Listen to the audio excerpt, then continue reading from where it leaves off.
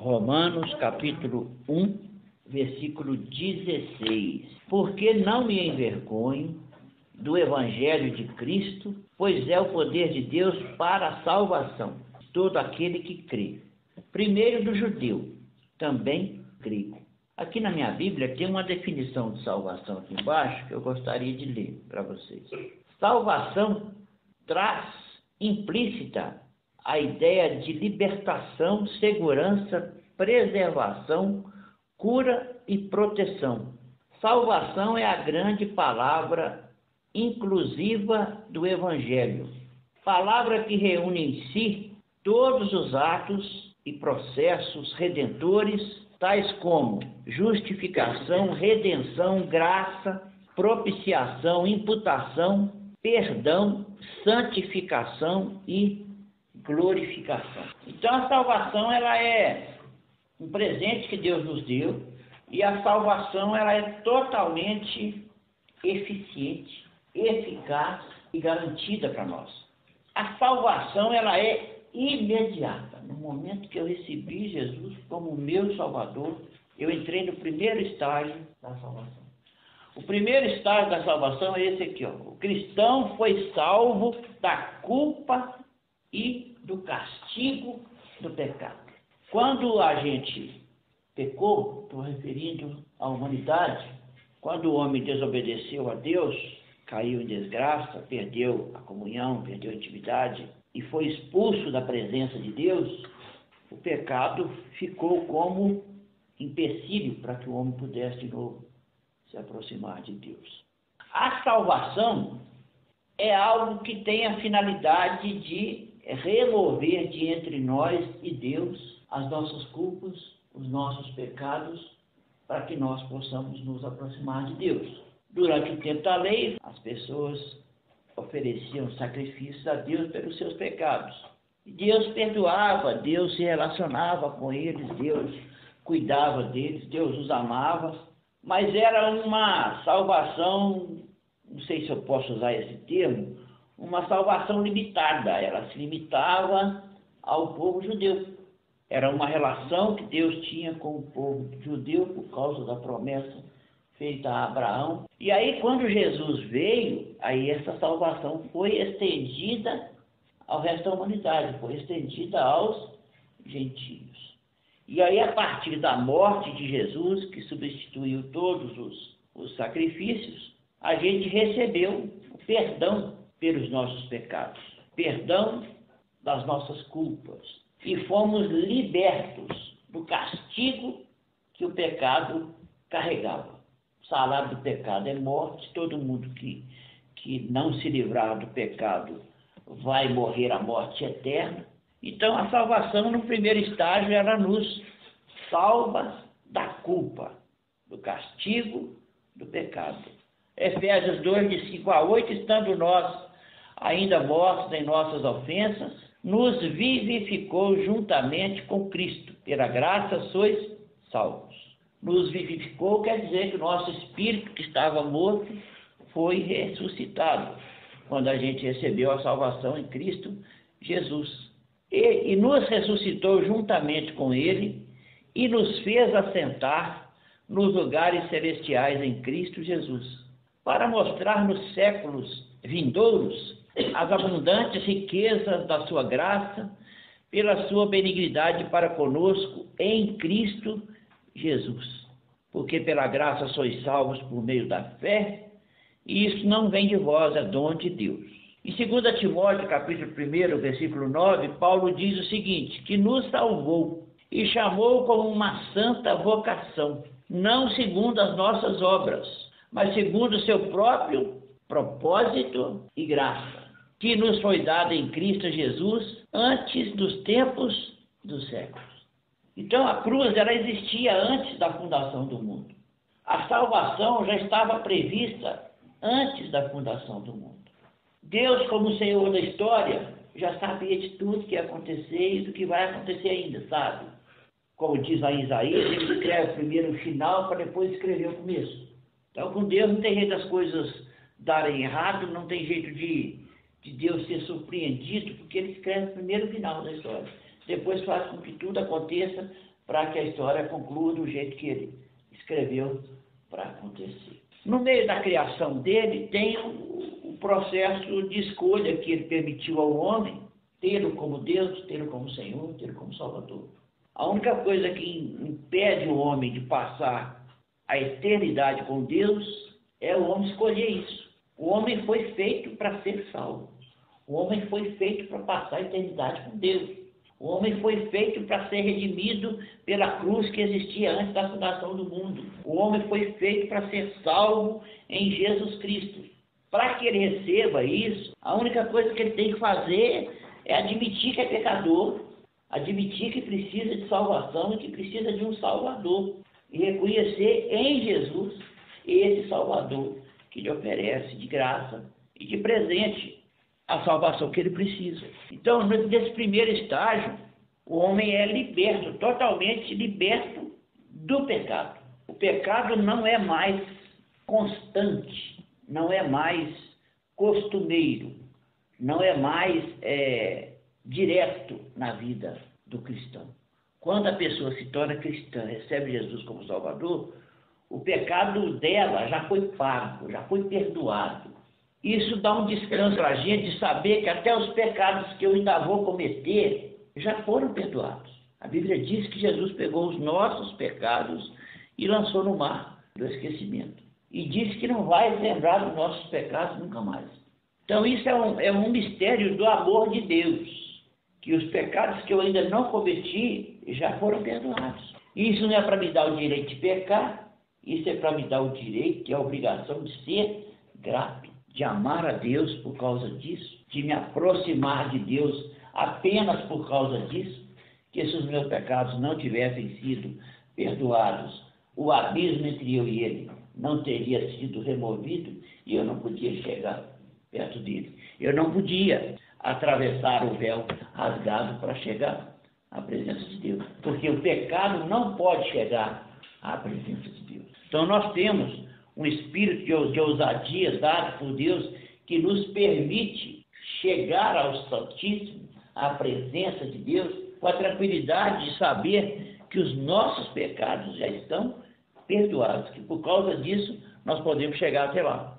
Então esse processo de salvação, no começo aí, é o processo mais bonito e o processo mais gostoso para a alma da gente. A gente precisa ter consciência de que nós somos perdoados. Se a gente não tiver consciência que a gente é perdoado, a gente não vai ter intimidade com Deus. A gente não vai ter a ousadia de chegar na presença de Deus sem medo. A principal coisa que dificulta a intimidade da gente com Deus é o medo, é a insegurança, que Satanás insiste em colocar na gente. A gente não é digno de chegar à presença de Deus. Isso é um fato. Mas nós somos tornados dignos pelo perdão em Jesus. Nós não somos santos, mas nós somos santificados pelo perdão em Jesus. Nós não somos perfeitos, mas nós somos aperfeiçoados pelo perdão em Jesus.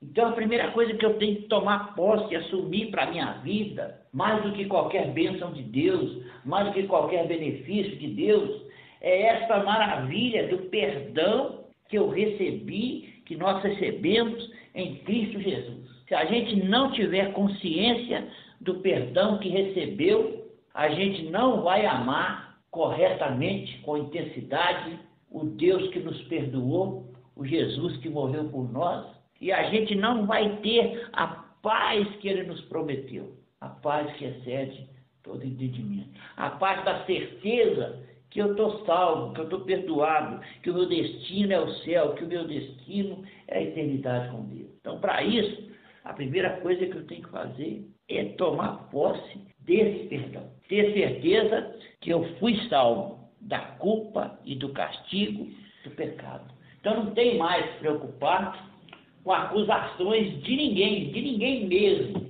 de pessoas que conhecem alguma coisa errada que eu fiz no passado, de pessoas que conhecem alguns problemas de caráter que eu tenha, de pessoas que que conhecem algumas falhas de comportamento que eu possa continuar tendo, apesar de me esforçar para melhorar, estar buscando aperfeiçoamento pessoal para caminhar mais feliz e para produzir frutos do Espírito Santo através da minha vida.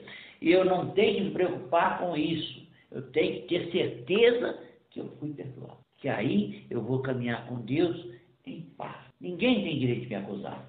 Ninguém tem direito de falar comigo, você não pode participar da ceia porque você pecou durante a semana. Não existe isso. Os pecados que eu cometi na semana já foram perdoados. Os que eu vou cometer depois da ceia já estão perdoados. Então não é eu pecar ou deixar de pecar que vai me dar ou me negar o direito de participar da ceia do Senhor. Então eu tenho que me livrar desse peso de culpa que às vezes é colocado por cima de mim. E às vezes as pessoas até colocam essas culpas com a intenção de me ajudar, de me obrigar a melhorar, sabe? De exigir de mim que eu seja perfeito. E aí nessa briga eu acabo esquecendo o essencial. O essencial é que eu fui perdoado. O essencial é que Deus me ama. O essencial é que Deus me garante a eternidade com Ele. O essencial é que a salvação não depende de mim. A salvação depende só de Jesus. A única coisa que eu pude fazer foi aceitar. A única coisa que eu pude fazer foi crer e assumir que Jesus morreu no meu lugar. Então, a primeira coisa que a salvação faz é nos livrar da culpa e do castigo do pecado. O castigo que nos traz a paz estava em Jesus. Não precisa ter medo de castigo, não precisa ter medo de inferno, não precisa ter medo de ser fulminado. Não, eu sou de Deus.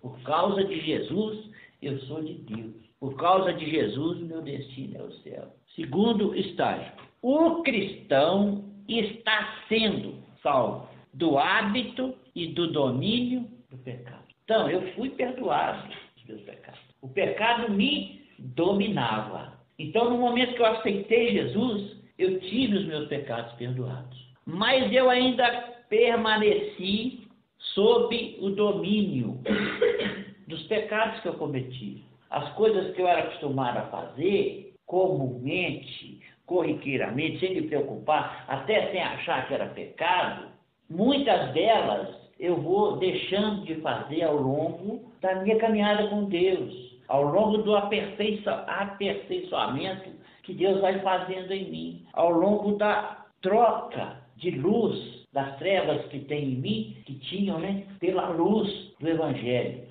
A troca dos frutos da carne pelo fruto do Espírito. Então, eu fui salvo, fui perdoado. E aí, ao longo do começo da caminhada e ao longo da minha caminhada, eu vou sendo tratado, vou sendo aperfeiçoado, vou sendo liberto do domínio do pecado e do hábito de pecar. Vamos ler lá? Romanos 6,14. Porque o pecado não terá domínio sobre vós, pois não estáis debaixo da lei, mas debaixo da graça. Em Romanos 8,2, porque a lei do Espírito de vida em Cristo Jesus me livrou da lei do pecado e da morte. Então, aí a primeira coisa que eu tive que tomar posse foi do perdão. A segunda coisa que eu tenho que fazer no meu processo de salvação, de caminhada com Deus, no meu segundo estágio da salvação, é me deixar ser tratado, é me colocar nas mãos de Deus como barro. Eu não sou mais vaso, eu não sou um vaso cheio de imperfeição, cheio de buraquinho, cheio de sujeira. Não, eu sou barro. E aí, como barro, me coloco na mão de Deus e deixo Ele me moldar, de acordo com a vontade dEle. Deixo Ele me tratar, deixo Ele me fazer novo, nova criatura. Quando eu recebi Jesus, eu entrei no processo de me tornar nova criatura. Ao longo do tempo, as coisas vão sendo deixadas para trás. E eu vou esquecendo as coisas que estão ficando para trás e caminhando para frente. Vou deixando de ser criança para ser um adulto espiritual. Deixando de ser menino para crescer na vida com Deus, na vida com o Espírito Santo, na caminhada com o Espírito Santo. Então é um processo. Primeiro eu tive os pecados perdoados, inclusive os que eu vou cometer, mas eu vou sendo aperfeiçoado, sendo livre, sendo liberto do domínio do pecado, do hábito de pecar. Aquelas mentirinhas que a gente gostava de contar, era um hábito que a gente tinha. E a gente nem achava que aquilo é pecado.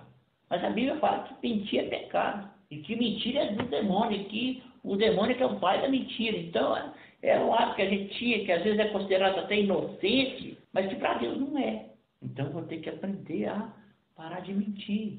A nossa cultura machista aí, o homem ter 3, 4 mulheres é normal. Mas para Deus não é. Então, a partir do momento que eu assumi um relacionamento com Deus, recebi o perdão dos meus pecados e aprendi que para Deus isso é pecado, esse jeito de ser do mundo já não serve mais para mim, não vale mais para mim.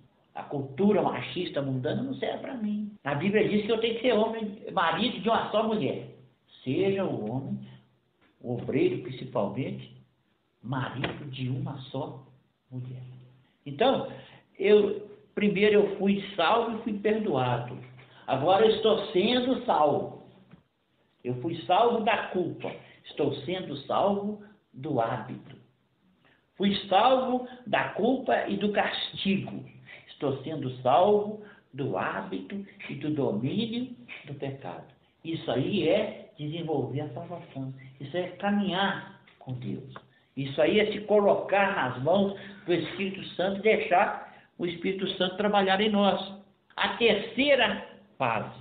Na volta do Senhor, o cristão será salvo de todas as fraquezas do corpo, que são resultado do pecado e maldição de Deus sobre o mundo pecador. Então, o salário do pecado é morte. Com o pecado entrou o quê? Entrou as coisas que causam morte. Entrou o enfraquecimento do corpo, entrou fragilidade no corpo humano. O homem passou a ter direito a adoecer, direito a enfraquecer, a perder a força da visão, a perder a força dos músculos, a perder a eficiência dos órgãos. Isso aí, ao longo do tempo, o pecado vai fazendo isso no homem. O homem que antigamente, quando em Adão tinha uma vida eterna e ilimitada, começou a ter os dias contados. Até chegar nos dias de hoje, que o salmista diz que os nossos dias são de 70 a 80 anos, que passar disso é canseira e enfado, porque o corpo humano está contaminado pelo pecado. Nós somos perdoados dos nossos pecados. Nós estamos sendo tratados das nossas culpas e dos nossos hábitos, sendo aperfeiçoados para parar de pecar.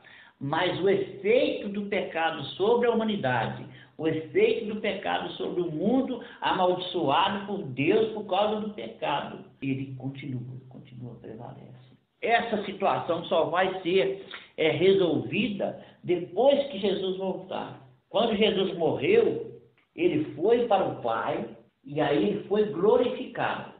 E aí, quando ele foi glorificado, ele voltou para a terra, ele voltou um Jesus diferente do Jesus que estava aqui antes de morrer e antes de ressuscitar. Porque o Jesus que andava na terra era um homem fisicamente igual a todo mundo. Depois que ele foi no céu e foi glorificado e voltou, ele apareceu no meio dos discípulos lá, dos apóstolos lá, atravessando a parede. Foi um corpo glorificado, um corpo liberto das imperfeições e das limitações impostas pelo pecado, impostas pela distância de Deus, impostas pela imperfeição que o afastamento de Deus provoca no homem. Quanto mais longe de Deus, mais imperfeição. Quanto mais longe de Deus, mais escuridão. Quanto mais longe de Deus, mais medo, mais incerteza.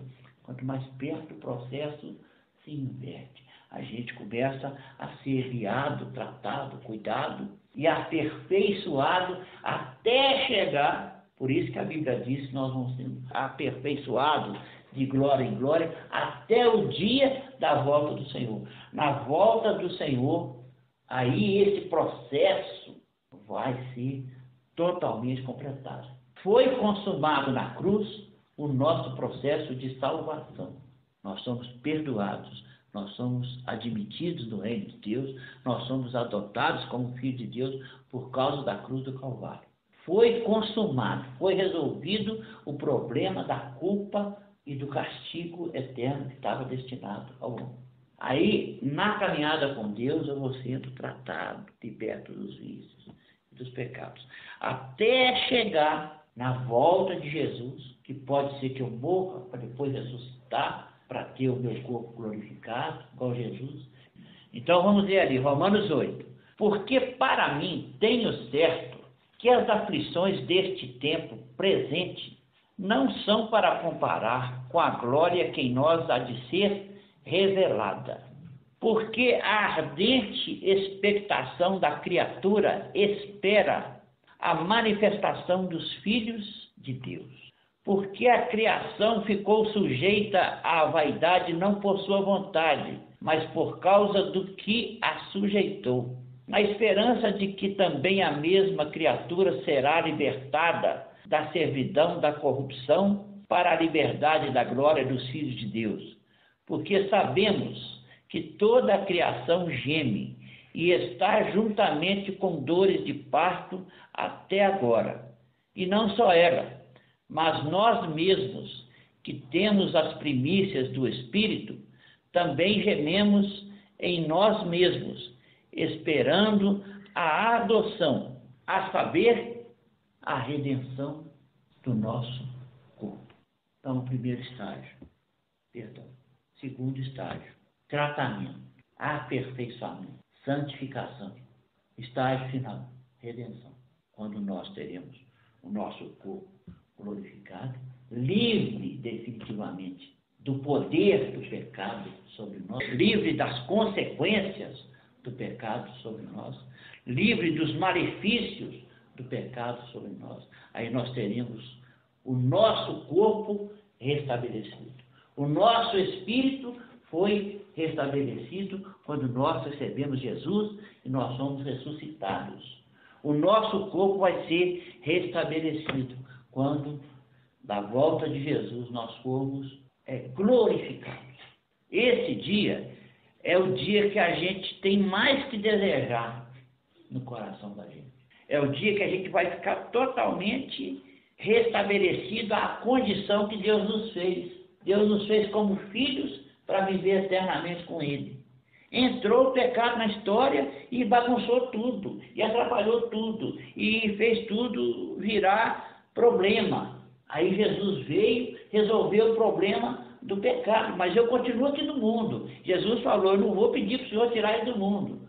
Eu quero só que o Senhor os livre do mal. O Senhor cuide deles, o Senhor trate, o Senhor conduza-os. O Espírito Santo neles vai trabalhar, vai convencê-los do pecado, da justiça e do juízo, vai aperfeiçoá-los para o dia do nosso encontro com Ele. Aí quando chegar aquele dia do Maranata, a hora vem, Senhor Jesus.